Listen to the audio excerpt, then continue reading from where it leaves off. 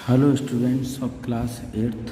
आज हम बात करेंगे conservation of plants and animals की। ओके, यानी कि जानवरों और पेड़ों का संरक्षण।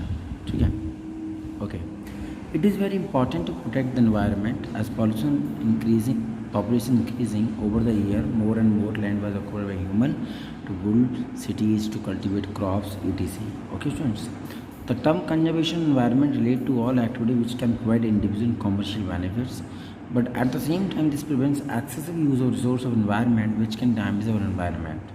Okay, conservation means maintaining of nature as it or might have been before the intervention of human beings on natural resources.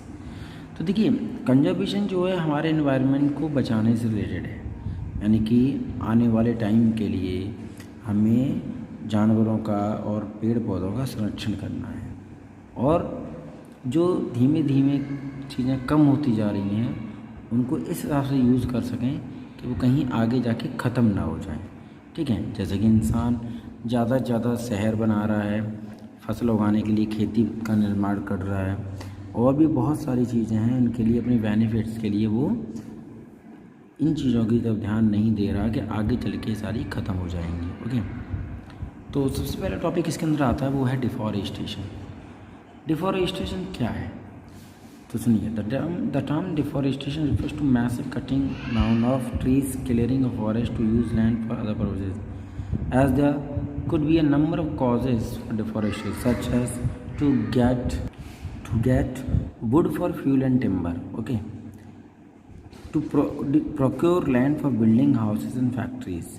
मतलब बहुत ज़्यादा मात्रा में जंगलों का कटना, पेड़ों का कटना, जो हम अपनी लैंड के लिए या लकड़ी प्राप्त करने के लिए जिसका हम फर्नीचर बनाते हैं, या फिर ईंधन के लिए, या अपने घरों के लिए, फैक्ट्रियों के लिए, इन सब के लिए ना ज़्यादा से ज़्यादा यूज़ करने के लिए पेड़ों को काट रहे हैं। तो इससे क्या होता है कि पेड़ों की तो आगे है जो डिफॉरेस्टेशन हो रहा है हमारे एनवायरनमेंट पे बहुत ज़्यादा नुकसान पहुंचा रहा है। कैसे? ज़्यादा से ज़्यादा कैलेमिटीज़ आ रही हैं, कभी फ्लड है, कभी बाढ़ है, कभी सूखा है, कभी बाढ़ है। ठीक है, रेनफॉल जो है उसका सीक्वेंस बिगड़ गया है, कहीं ज़्यादा कहीं कम। मिट्टी की जो फर्टिलिटी है उसमें भी डिक्रीजमेंट आया है।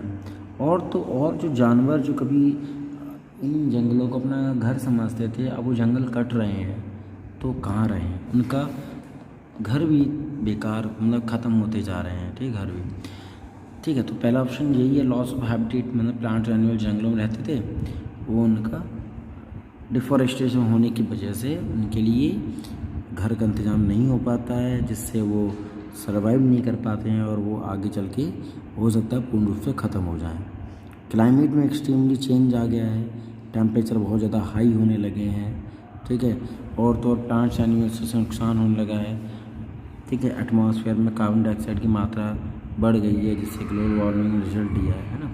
तो ये सारी चीज़ें हैं। डेजर्टिफिकेशन, जगह जगह रेगिस्तान से बनते जा रहे हैं, वहाँ पर मिट्टी होती जा रही है, पेड़ों के ना होने से पानी की भी कमी हो रही है।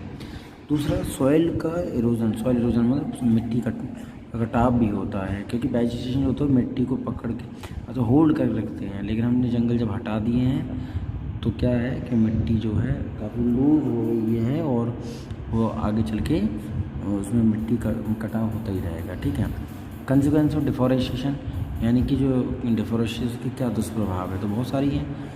Increase in temperature, pollution on earth, imbalance level of oxygen, carbon dioxide imbalance हो गया लेवल। ठीक है, सूखा आने लगा, ये सारे यहाँ दिए गए हैं, आप पढ़ सकते हैं।